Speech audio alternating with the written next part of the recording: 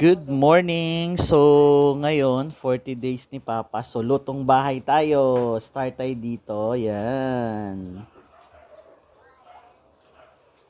Luto ng panganay namin to. Tingnan mo. O, yan. Tapos, may pa ganito. Ano natin? Okay. Tapos, wag ka. May pa ganito. Oh. Sobrang creamy di food. Napaka-cream mo, may mushrooms, tapos, yon, yan, alam mo yan kung anong laman yan. Carbonara pala to. Tikman nga natin yung sauce. Tapos, ito may pampabata. Ito, courtesy to ni Mother Lily. Yan, si Mother Conching, yan. Kasi mahilig si father nito kahit may yun. Hindi ko namin alam kung may high blood ba to, pero ang hihilig sa mga ganito. Ha? Yan. Pwede kayong kumuha. Yan. Yan, no? Alam niyo ba yung luno? Luno sa Bisaya. Yun yung malambot dito. Yung ang tawag dito sa sa Maynila ng ano nga yung malambot dito, ma? Na na shrimp. Yung malambot, yung hindi siya, yung hindi, pero yun yung masarap yung luno yung tawag sa amin,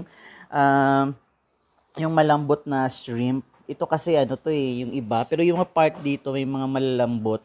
Yung kusa lang siyang lumambot, yung kapapalit lang ng niya, ng bagal niya. Nung bagal ba tawag doon, yung ganito lang. Tapos may hinain din si mama dito, ganito. Yan. Yun yung gusto ko pag may coffee. May ganito ba kayo pag Kasi ito yung talaga, yung alam mo yun pag may coffee ka kasi hindi to masyadong matamis. Sakto lang yung tamis nito. So, kung gusto mong matikman, comment down below. Akala mo mayroon pag sobra Konti-konti lang si mama pag pag nagluluto ng ganyan. Tapos ito, this is my favorite. Meron din ganito sa yan. Meron din nito sa Saan nga tayo laging bumibili nito, yung walang tinik? Andox, yan. Sa Andox lagi. Kaso nga lang, ayaw magpatalo nila, lalo na yung panganay namin sa pagluluto. Tapos yan, titibagin natin yan. Ngayon, malalaman natin yan. Magmukbang tayo niyan mamaya. Okay? Okay, yung sumunod, ito. Yan. Kain pa more. Yan. Oh, 'di ba? Yan yung mga lang, tipong simplihan lang kasi sa bahay kasi bawal pa ngayon lumabas. So, dito muna tayo. So, kung kulang pa yan, mayroon pa doon sa frying pan ba yung tawag doon na na-order namin sa Lazada.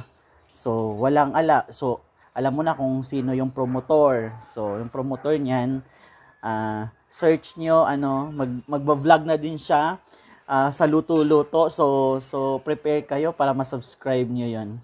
Susunod, para makita nyo yung mga nito, mga ingredients, paano niluto, yan. Tingnan mo, hindi siya masyadong sunog, tama lang, Tapos yung brown niya, naku, napakasarap, yan. Tapos isawsaw mo lang dito sa ganyan-ganyan, sa mga gilid-gilid, naku, kahit yan lang sa gilid-gilid na yan, naku, ulam na.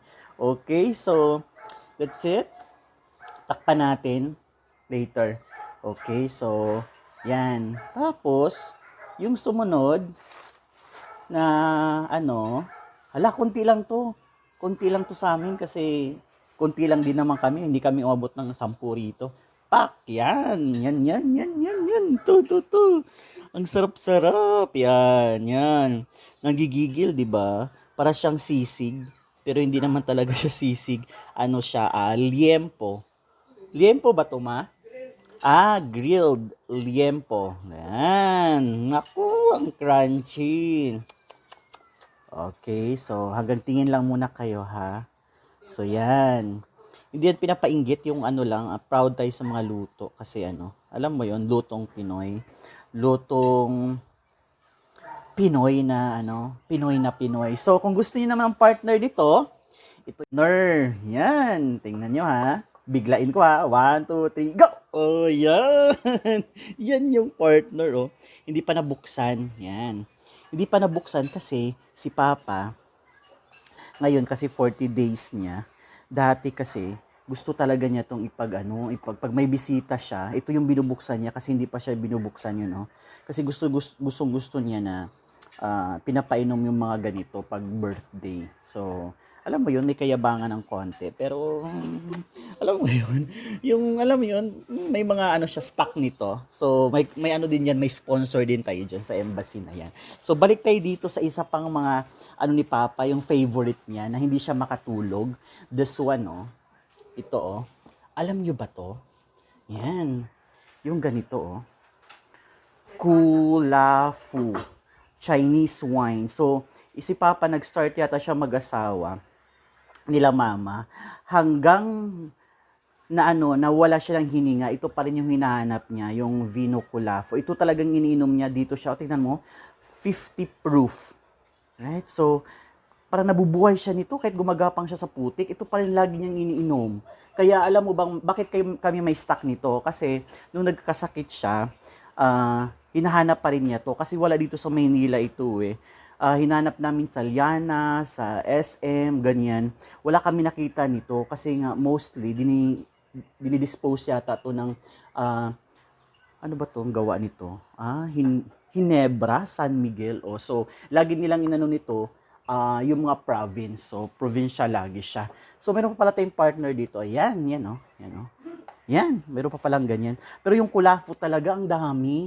Yun o kasi nga, ang courtesy sa nagdadala nito kasi, pa to, inano yata ng, ng C-130 kasi galing pa to ng Cebu. So, pinadeliver namin tong Culafo na to sa Cebu. So, alam mo na, pag may ganyan, ibig sabihin, mahilig yung father nyo. So, wala tayong magagawa doon kasi umiinom naman siya. So, irespeto na natin yung pag-inom na yon. Tapos, ito, mayroon pa ditong isa. O, yan.